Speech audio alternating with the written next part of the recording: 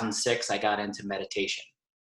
And that's why I'm here in the group tonight, because I've been practicing meditation for a while, and I'm not a meditation teacher, but I've learned a thing or two. And as a therapist, it's a big part of what I do is incorporating not just meditation, but mindfulness-based techniques in my work with clients. So what I'm going to be doing tonight is demonstrating for everybody a specific tool called the choice point, which you can all use for yourselves. And I believe Taylor said the PDF is going to be available to everybody at some point.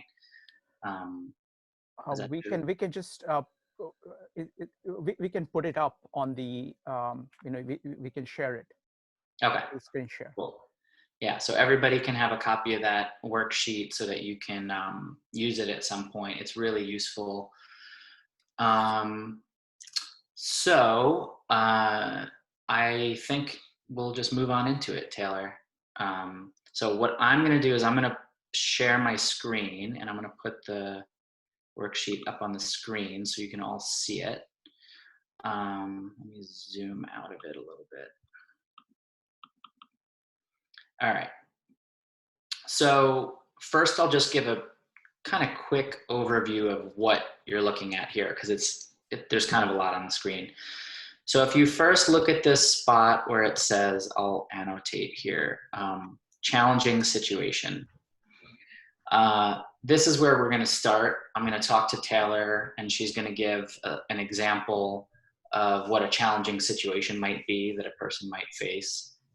And what tends to happen is when we face a challenging situation, we encounter a choice point, which means that in the midst of that situation, we can either do what we call an away move, which is acting unlike the person we most want to be, or we could do a towards move, which is acting like the person we most want to be. And that's not necessarily a conscious choice, because most of us, if we had the option, we would always want to do towards moves, more or less. But what causes us to do towards or away moves is whether or not we get hooked. You'll hear me using a couple of words a lot, so I'm going to introduce these words. There's the concept of getting hooked, and then its opposite is getting unhooked. And then there's a synonym of this word, which is getting fused, and the opposite of that is getting defused. So these mean the same thing: getting hooked, getting fused, getting unhooked, getting defused. So to explain a little bit what I mean by getting hooked or getting fused, I'm going to have everybody kind of follow along with this sort of silly little thing. So take your hands and imagine that your hands are your thoughts, your feelings, your memories, and your bodily sensations. Now take your hands and put them in front of your face like this. This is essentially what it means to be hooked or to be fused, right? We can't see around our thoughts and feelings. We have no agency to do something in the situation. We're completely stuck. We're completely wrapped up in it. But now take your hands and drop them into your lap and notice what that feels like. This is getting unhooked or defused. And notice that your hands, your thoughts, feelings, sensations, and memories, they're still here. They haven't gone away. But all of a sudden, now you have all this perspective. You can see more clearly. You have more agency to act. Things are a little bit more spacious, right? So that's our goal. Our goal is to get unhooked or defused from the thoughts, feelings, memories, and sensations that are keeping us stuck. If we can do that, it's much easier to do towards moves, to act in a way that's going to bring us. This whole school of therapy, it's called acceptance and commitment therapy. And if anybody's curious to learn more about this, the person that I suggest you Google is Russ Harris, Harris. He's got a lot of great books, and he's got a lot of good YouTube videos that he's got a real good knack for explaining these concepts. And what he likes to say is our whole definition of happiness is wrong. We think happiness is about pleasure. We think happiness is about getting what we want, right? And I say we in terms of, the royal we. But in actuality, a better definition of happiness is having a rich, full, and meaningful life, right? And so it's important to note that we can still have a rich, full, and meaningful life, even in the presence of difficult emotions, thoughts, memories, etc., right? So that's sort of the basic idea of what this diagram is kind of showing you. And now you'll understand it much better as we kind of get into it. I'm just going to erase these annotations. So Taylor, if you wouldn't mind sharing with us, what is a challenging situation that you would like to use as an example for this? Sure. So the example is, I'd like to read more, but fear not doing it perfectly, so I often put it off. Okay. So the challenging situation is, would like to read more. Can everybody see this text that I'm adding to the screen? Cool. So what are some things that you get hooked by? So I get hooked by my thoughts. I don't read as well as other people. I'm slow. I don't know how to do it properly. I'm reading the wrong thing and not identifying myself as a reader. And some of the sensations or moods that arise out of that is anxiety. It'll take a long time. I won't get anywhere. What's the point? So some of those are actually thoughts. So I'm going to actually add those as thoughts. So I won't get anywhere. That's a thought. It will take a long time. That's a thought. Now, do you ever get hooked by, oh, now I can't edit that text. Do you ever get hooked by any specific physiological sensations related to anxiety? Any things that really bother you, make you feel, feel bad? Physiological. In this situation, I would say it's like a gut feeling, Mm-hmm. or like a sensation in my stomach. Okay. So sensation. Would you call it like a tightness in your stomach? Yeah, kind of like an unease. Okay, good. That's very common. Unease in stomach. Okay, now, so just to kind of reiterate to everybody, this idea of being hooked. So imagine having these thoughts and feelings and sensations that Taylor is describing, and just being so wrapped up in them that you can't see around them. You feel completely dragged down by them, like they're a planet with a lot of gravity, and you're just being sucked in by them. So Taylor, when you're hooked in that way by these, what are some examples of away moves that you would tend to do? So for everybody following along, away moves are acting unlike the person we most want to be, moving away from the life outcome that we want, behaving ineffectively, etc. So Taylor, when you're hooked by those things, what are away moves that you do? Right. So I think that, well, just, I guess, to kind of like say, like, for me, like, my towards move would be kind of like building a habit of reading, or kind of like making that more of a habitual thing, so that I don't have to, so it's not as much of an effort. And so the things that I do instead of that, I guess, is that kind of like what you're getting at?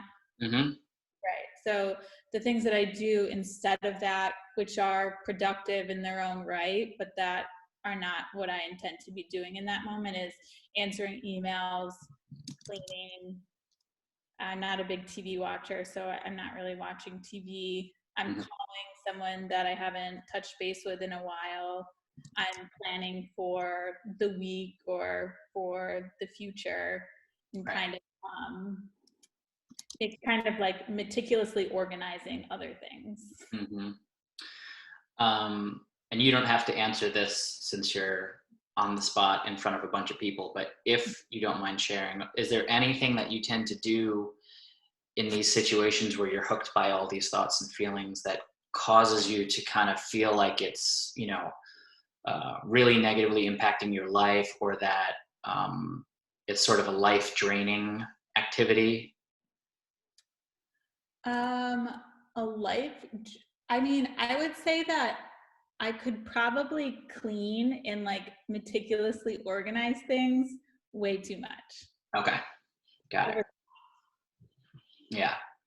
So also just in general, so everybody knows, away moves often take the form of some kind of avoidance. In ACT, we call that experiential avoidance, which means we're trying to avoid either an internal experience or an external experience. So let's say, for example, that just to use a different example here, let's say the challenging situation was that you have social anxiety and somebody invites you to a party. You might have thoughts like, I'll make a fool of myself, nobody's gonna like me, stuff like that. In that case, if you were hooked by those, the away moves might be to, isolate yourself, or you might drink too much and go to the party anyway, and then, do things you regret, or, et cetera, et cetera. All of those are forms of trying to avoid the anxiety itself, right? So by saying no to the party, trying to drink away your anxiety, trying to have like a friend who's there as a safety, which is not a bad thing to do, but it's a form of avoiding your experience by overly relying on somebody, and on and on and on. There's a ton of examples we could come up with for away moves. So if you all want to think about what away moves would look like for you in any given situation, what are the things that you tend to do to avoid either your internal or your external experience? So our goal then, of course, is to do the opposite of that. We want to be building a life that is rich, full, and meaningful. We want to not be avoiding our internal and external experience. We want to be embracing life. We want to be doing the things that are going to bring us the type of life that we want for ourselves. In order to do that, we have to get unhooked, which is not necessarily an easy thing to do. So over here, you'll see, let me annotate this. Over here, you'll see we have, why isn't it working? We have what we call helpers.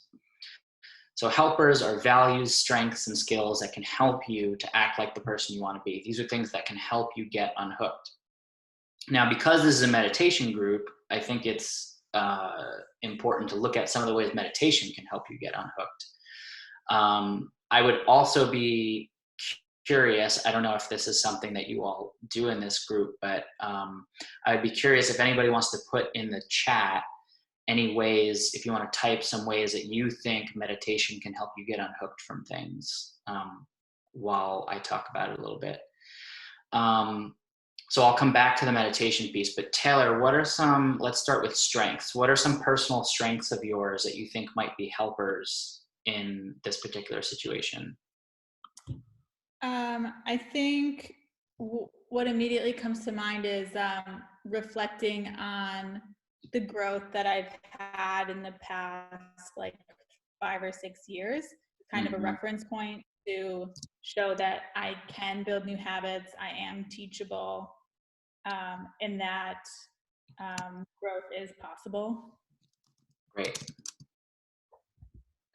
Now, let's talk about core values. So core values, these are things that everybody has values, right? I often give my clients a list of values that can they can choose from. The list is usually like about 60 values long. So you might look at that list and you might say, well, these all look great. You know, like some examples are, you know, courage, mindfulness, authenticity, creativity. These are all values, right? So you might look at the list and say, yeah, I like all 60 of these. But what's important is trying to identify the ones that are the most important to you, the ones that at the end of your life, when you're, let's say you're 90 years old and somebody's throwing you a birthday party and they're giving you a toast and they're saying, oh, so-and-so embodied this quality and they did this for people and they always showed up this way. What would be the top 5 to 10 that you would hear people saying about you that would really make you feel satisfied, fulfilled, like your life had meaning? So I already asked Taylor before this to come up with just a couple examples that might be relevant to this situation. So Taylor, what are the values that are relevant here for you? The ones that are relevant for me here are acceptance, responsibility, and persistence. Perfect. So here's why values are important in doing towards moves and getting unhooked. We all do difficult things sometimes in life, and you know, when you're doing something difficult but it has a higher purpose for you, you're much more likely to come through it than when you're doing something that's difficult and just seems to be purposeless and has no meaning. So for example, a lot of times when people who do hospice work, if they are given a poll that says the people that you work with, what are the things that they most often say gave their life meaning and purpose? The 3 most common answers people give are my career, my kids, and my marriage. Now, all 3 of those things are rife with stress, difficulty, challenges, etc. Yet, those people still manage to find satisfaction and meaning in a difficult thing. And that's because they see them as being, having a higher purpose in their life. And remember, if your definition of happiness is leading a rich, full, and meaningful life, you're much more likely to be able to withstand difficulty like that. So these types of values can help you to say, okay, well, I'm facing this challenge. I'm having all these thoughts. I'm feeling all this anxiety. How can I find a greater meaning in what I'm doing that's going to allow me to do a towards move? So I'm going to go ahead and read some of the answers people wrote as far as how meditation can help you get unhooked. So let me scroll back.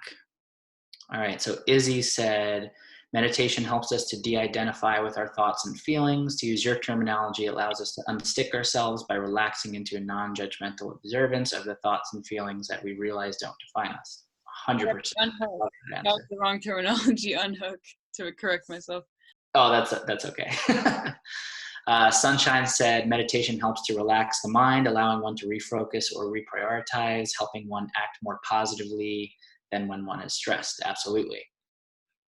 Gabriel, meditation helps me to pause in the day and think about my values instead of doing what is habitual. Absolutely. Takes you off of autopilot, right? Jonathan said, meditation helps me to have the thoughts instead of the thought having me. I like that. I haven't heard that one before. Dustin said, it increases one's ability to see thoughts and feelings for what they are, just thoughts and feelings, as opposed to unconsciously projecting thoughts and feelings onto experience and believing that this virtual reality of thoughts and feelings are the reality of the situation. Absolutely. A big part of ACT, by the way, some of ACT is loosely based on Buddhist philosophy. And there's a really important concept in ACT called self as context, which for those of you who might be familiar with Buddhism is the same idea as anatta, or not self, that your thoughts, feelings, and emotions don't define who you are as a person. They're just passing phenomena, right? And then Shrikant said, meditation helps me unhook myself from dwelling obsessively on a negative emotion. Awesome. So meditation or mindfulness in general is a helper that can allow you to get unhooked. One thing I like about this choice point diagram is it has this acronym at the bottom called STOP. And I'm going to kind of go through this with Taylor in real time as if she were my client, just to kind of demonstrate it for all of you. And you all might want to just follow along and let yourself kind of get hooked by your own thoughts and feelings as we do this. So the first thing, Taylor, that I'm going to ask you to do is let yourself get hooked. Let yourself have these thoughts. I don't read as well as others. I'm slow. I don't know how to do it. Let yourself feel any anxiety that might be present. Let yourself notice that unease in your stomach, and just let yourself get totally, like this thing, let yourself get totally wrapped up in it. Now, the first step of stop is to slow down. So take a deep breath in and slowly let it out. Press your feet into the floor. You might want to slowly stretch a little bit to just kind of get into your body. Notice your body in your seat. Notice how gravity is pulling you towards the ground. And then the next step is take note. So notice what you're feeling and thinking. You can give a gentle label to it, like stomach tightness or anxiety. You can just label the thoughts as thoughts. You can notice that you're having those thoughts. And then also start to take note of the other things in your experience. So notice the world around you. Notice that there's more happening here than just these thoughts and feelings. Notice your breathing. Notice the rhythm of it. Notice any ease that is present in your body or in your surroundings. Notice any space around you, above and behind you, in front of you. And then the O is to open up. So allow these thoughts and feelings to just flow through. There's lots of metaphors that you could use here. You can view them as clouds moving through the sky, or cars passing by on the highway, or any other metaphor that you tend to use for this. Just sit for a moment and allow all of the thoughts and feelings to just arise and pass and flow and change. And most importantly, let go of any struggle that you might be having with these thoughts, feelings, and sensations. Allow them to be. Fully open up to it.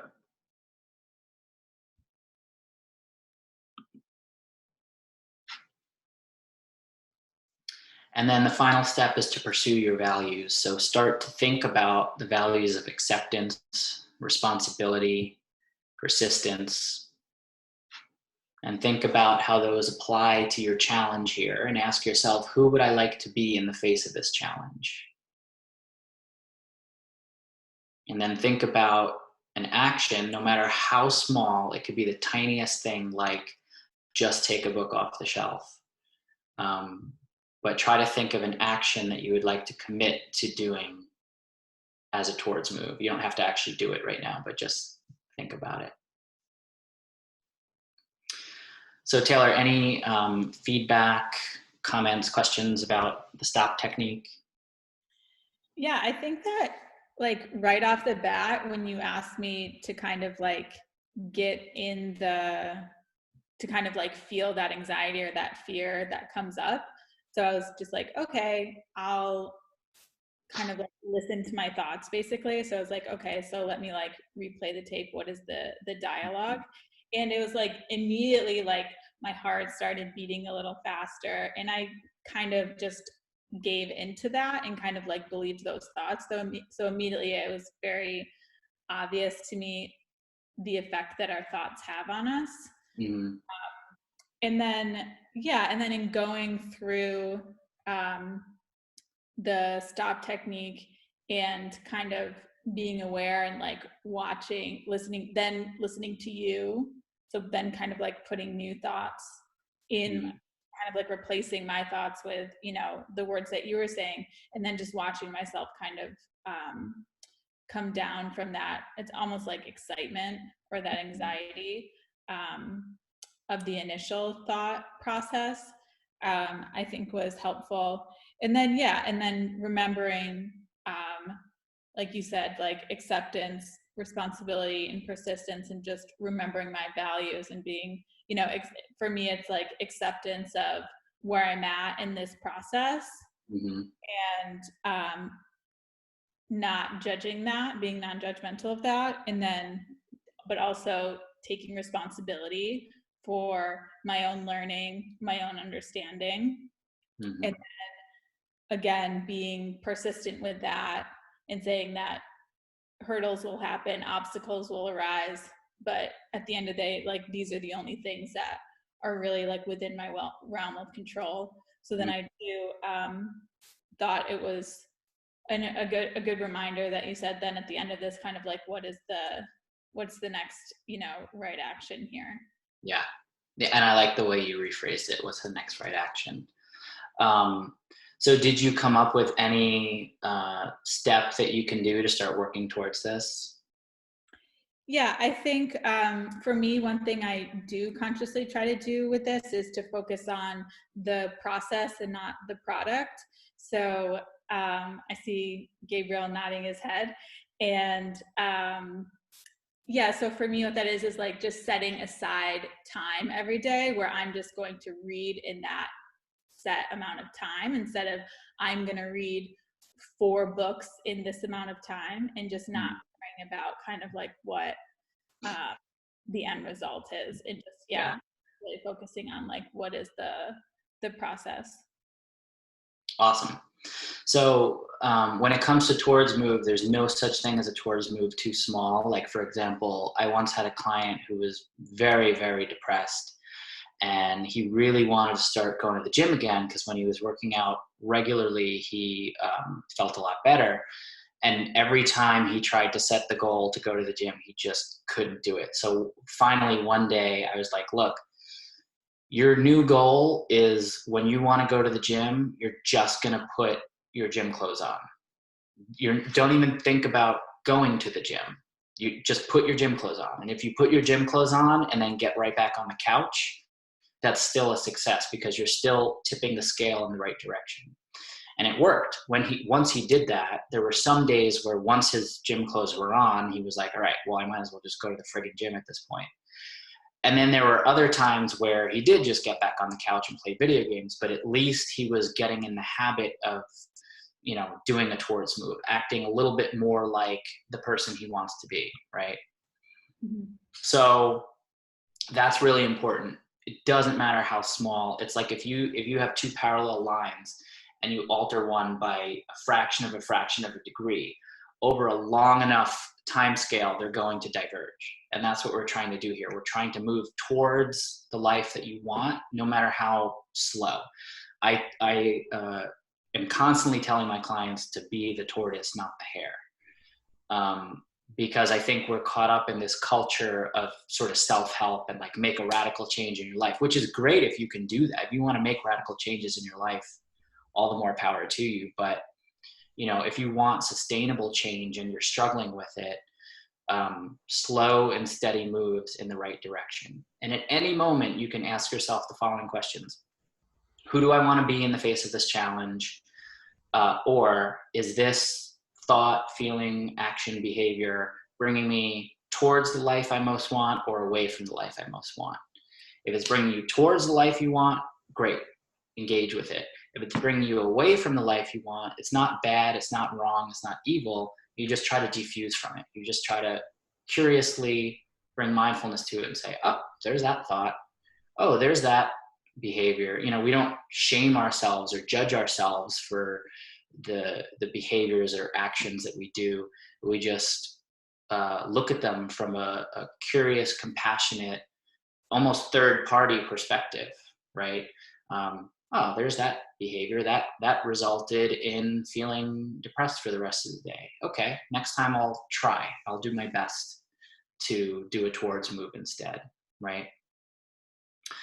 So that's the choice point. I think now is probably a good time to move into the Q&A, unless you have anything else to add to this.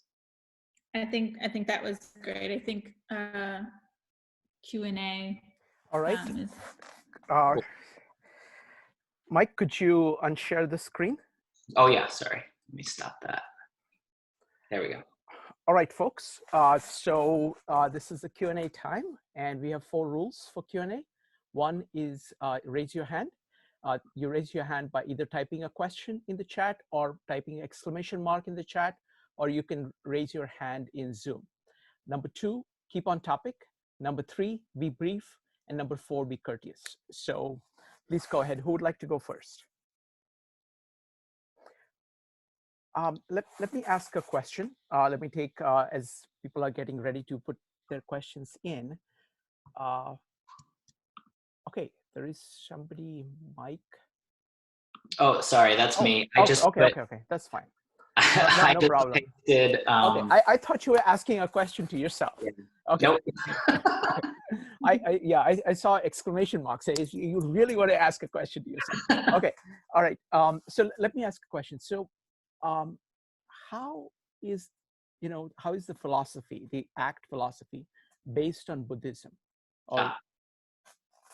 Good question. So the biggest, I'm going to try not to get too geeky and granular here, but there was a predecessor to ACT, a form of behavioral therapy known as functional contextualism, which is a type of behavior therapy that basically looked at everything is subjective, nothing is objective, meaning, I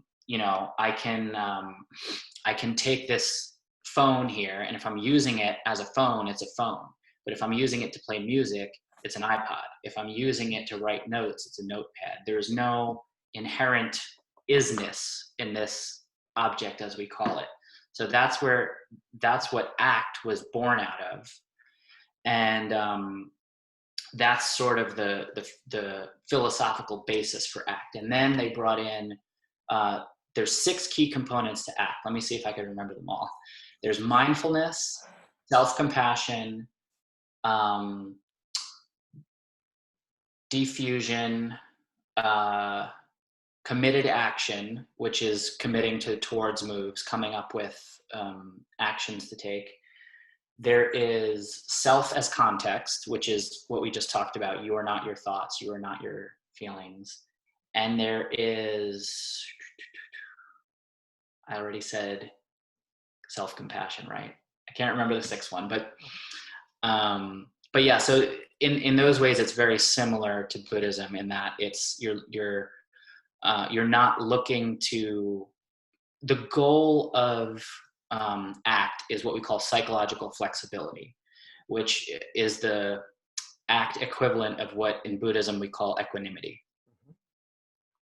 Very good, thank you. Next question is from Izzy. Izzy, go ahead. Hi, I'm curious how and why you became a therapist. Yeah, the why, I'll start with the why. That has partially to do with what I said earlier about I was in a different career, and I had already, in 2006, I started meditating. I was dealing with anxiety. I went through my own sort of struggles. And then I wasn't happy in my career. So I started to think, what can I do that's more in line with my values, funny enough. And I started trying different things. I did different things, like I got my yoga teacher training. I tried being a school teacher. I tried being a holistic health coach. I tried a bunch of stuff, and none of it was really like hitting what I really wanted to be doing, until one day it finally dawned on me, like, what is it that I like about all that stuff? Well, it's helping people, and it's helping them with their, emotional challenges, basically. So at that point, I was pretty sure I wanted to be a therapist, but I wasn't 100% positive. So just to kind of hedge my bets, I decided to go back to school for social work, because if I didn't want to be a therapist, then I could always do policy or community organizing or something like that. So I went back to school, got my master's in social work, and by the time I was done with the program, I had already figured out I was positive I wanted to be a therapist, and I've loved it ever since. Excellent. Oh, that's great. Thank you. Next question is from Gabriel. Gabriel, go ahead. Hi, Mike. I was just wondering, how has your meditation practice influenced your job in social work? And I guess if you do, how do you use meditation as part of the work you do with clients? Thank you. Cool, thanks. Sometimes I'm very explicit with it, and sometimes I have to be sneaky with it.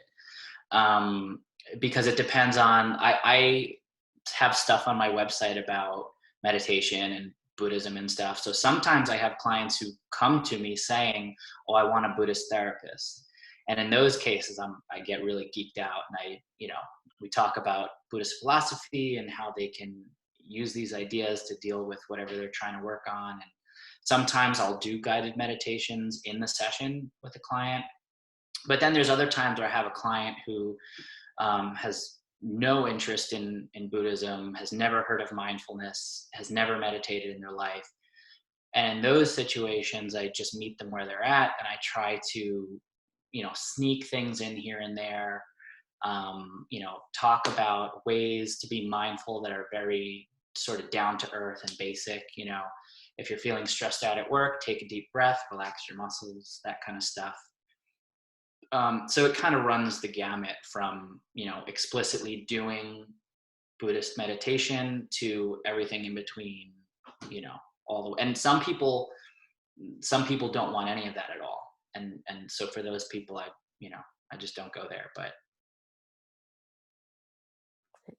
Next question is from Dustin. Dustin, go ahead. Hey, Mike.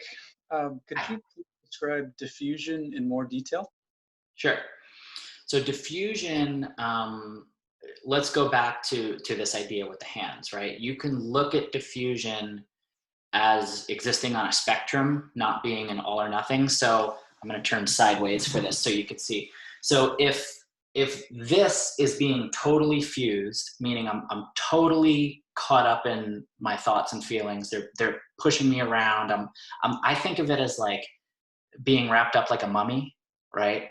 Like my thoughts and feelings are the mummy tape. If this is 100% diffused and hands in my lap is 100% or is 0% diffused, sorry, let me rephrase that. If this is 100% fused and this is 0% fused, I can be anywhere in the middle. So I might say like, well, I'm kind of here, right? I'm kind of stuck by these feelings, but I kind of have some space around them. So it's not an all or nothing thing, first of all. The other thing about it is that here's a metaphor. If I were to take a tablespoon of salt and put it in a glass of water, that water would be totally undrinkable. But if I were to take that same tablespoon of salt and put it in a reservoir, it would be completely unnoticeable. So what we're trying to do is we're trying to make space around our thoughts and feelings. This is entirely based on the idea that one of the best things we can do for our emotional and psychological health is practice acceptance. And acceptance, what it means in this context is letting go of the struggle. So acceptance doesn't mean you have to like it. It doesn't mean you're going to just roll over and take it. All it means is you're not struggling with reality. So if the goal is to not struggle with reality, we don't want to push our thoughts and feelings away. We want to make space around them. And the stop technique is one way to do that, but there's lots of other ways to do that. So for example, one of the thoughts that we used in our example was, I'm not good enough at this, right? So let's say I'm having that thought. I can write it out on a sheet of paper. Sometimes just seeing it written out will give me enough space from it to say, I'm not going to be pushed around by that thought, right? There was also the metaphors we talked about, the clouds passing through the sky, stuff like that. Then there's some sort of like fun and silly techniques you can use. You can hear the thought in a different person's voice, like somebody like Donald Duck, or some character with a funny voice.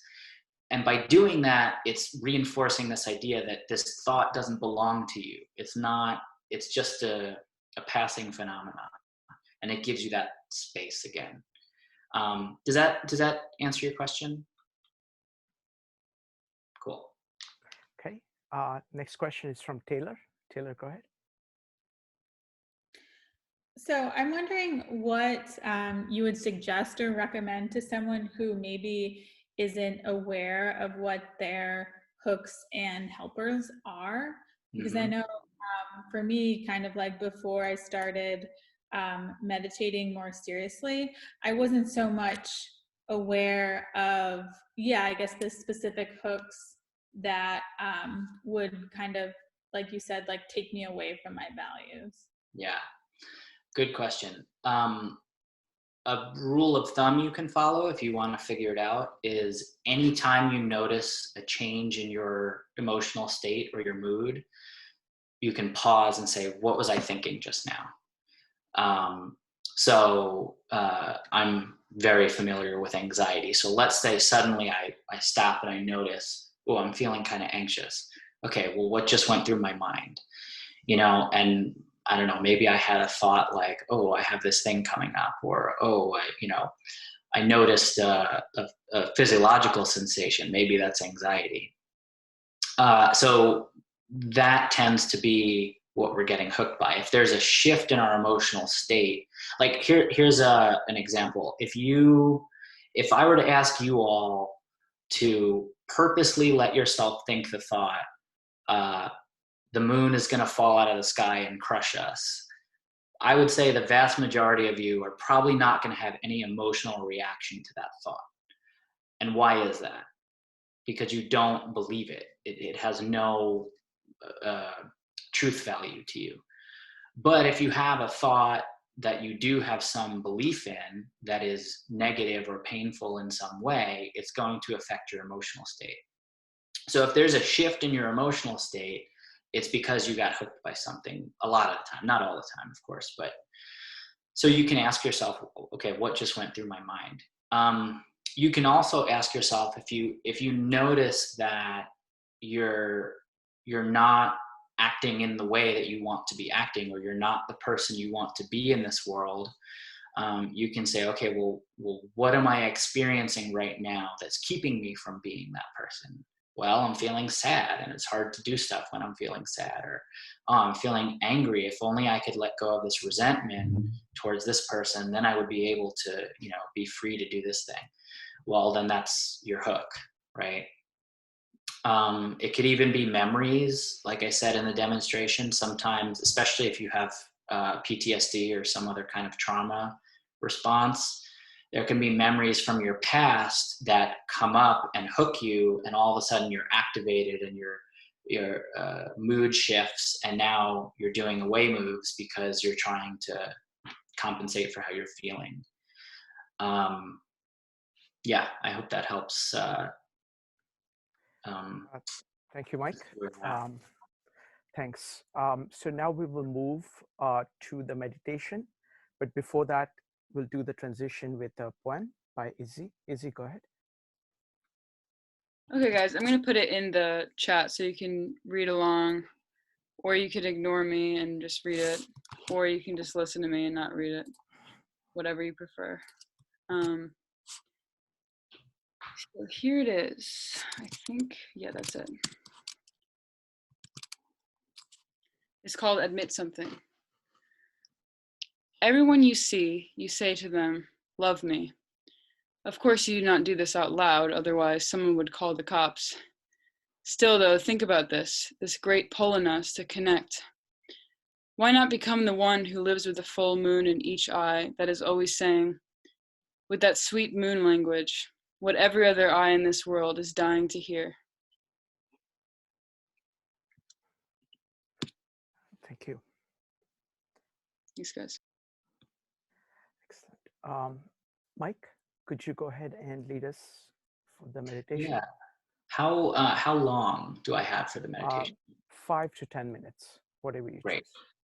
So today I'm going to do a rain meditation. Some of you might have already heard of this. Forget who originally came up with it, but Tara Brach has sort of popularized it. So I'm just going to put, RAIN is an acronym. So I'm going to put in the chat here what each of the letters stands for, just for everybody's reference.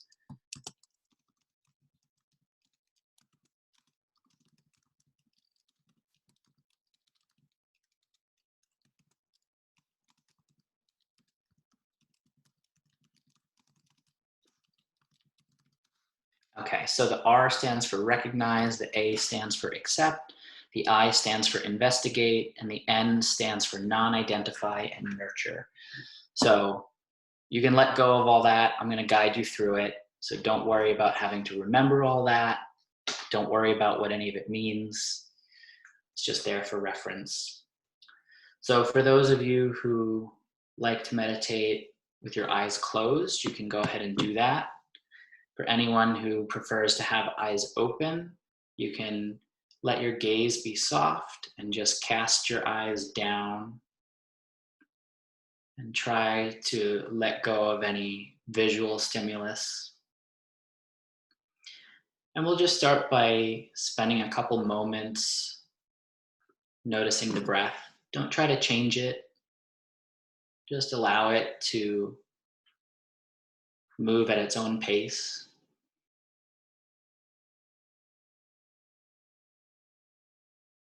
Just finding a bit of a center here.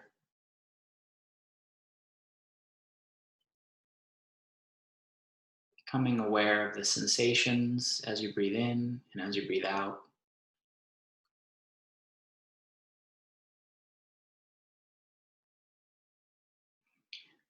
And so the first step of RAIN is recognize. So this means to just recognize what you're experiencing in this moment, particularly in terms of emotions, and see if you can just give a simple, silent label to whatever you're feeling. Don't worry too much about having to get the exact right label. Just silently note any emotions that are present for you.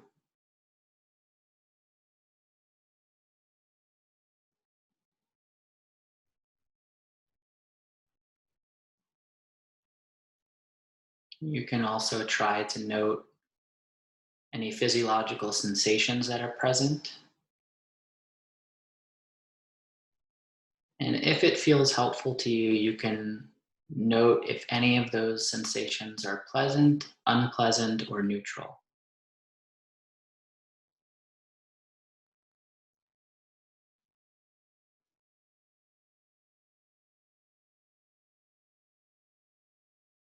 And the next step in RAIN is to accept.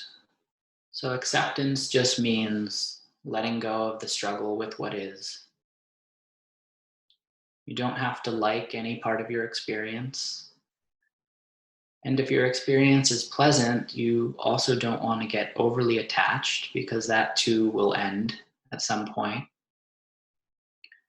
So just simply being present with your experience, opening up to it, and dropping the struggle. If you're experiencing any emotion or sensation that is painful or unpleasant, just do the best you can to be with it moment to moment. Acceptance happens on a moment to moment basis. You only have to accept for this moment. And now this moment.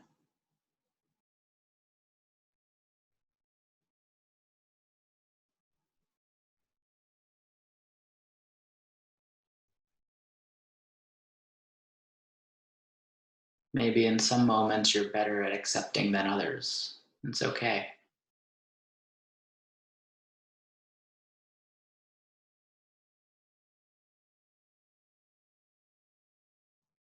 And the third step is to investigate.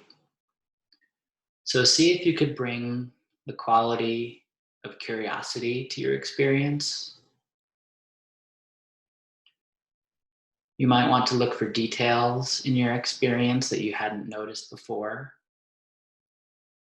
So you might scan through your body, looking for small details about your present experience and just curiously observing them like it's the first time you've ever experienced it.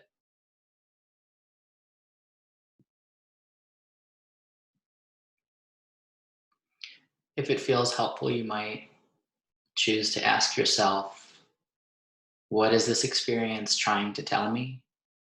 Do I have emotions that are trying to get my attention about something?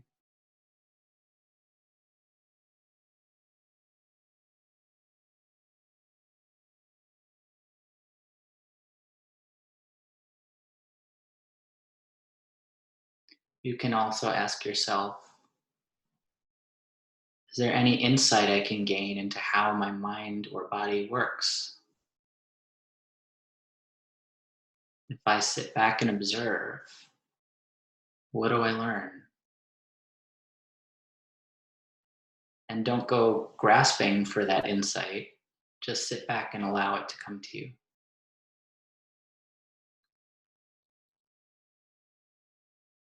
And if it doesn't come, that's okay too.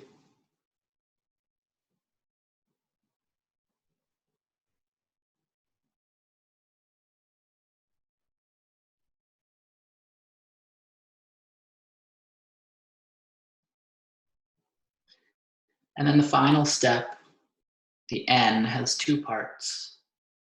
The first is to non-identify. So you are not your thoughts or your feelings or your sensations.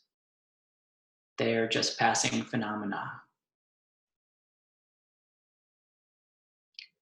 If there's anything that we can point to that is you, it's the observer. So allow yourself to be in the seat of the observer and allow everything else to just arise and pass as phenomena.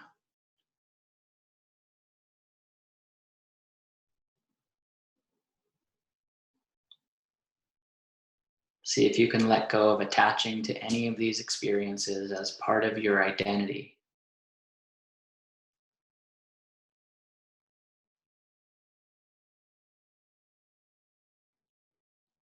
And then finally, to nurture.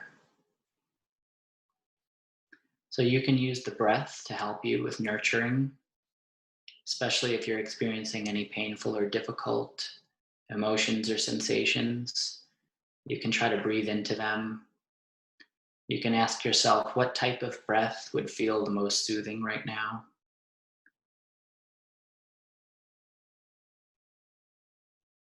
And just try to find comfort and familiarity and safety in the breath to the best of your ability.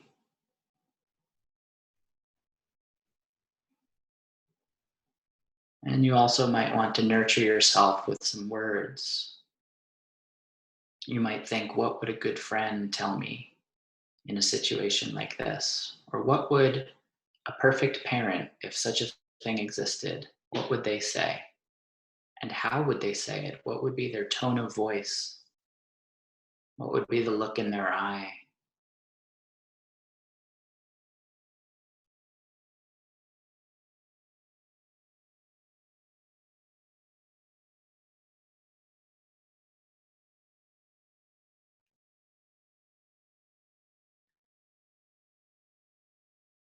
And before we end,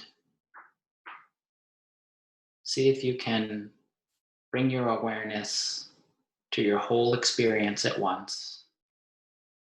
So being aware of your entire body, all the feelings, sensations, and thoughts passing through it. And also bring your awareness to the space around you, the sounds entering through your ears, the space above, below, to the sides, to the front and back.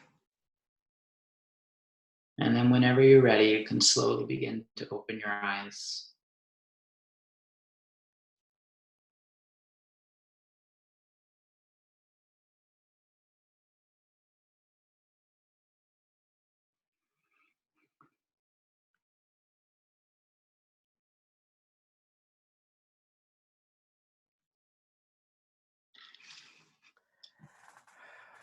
Thank you, everybody. Thank you very much, Mike. Really appreciate this. So now we're going to divide into small groups, 3 groups, and we will continue talking about our meditation practices and what we learned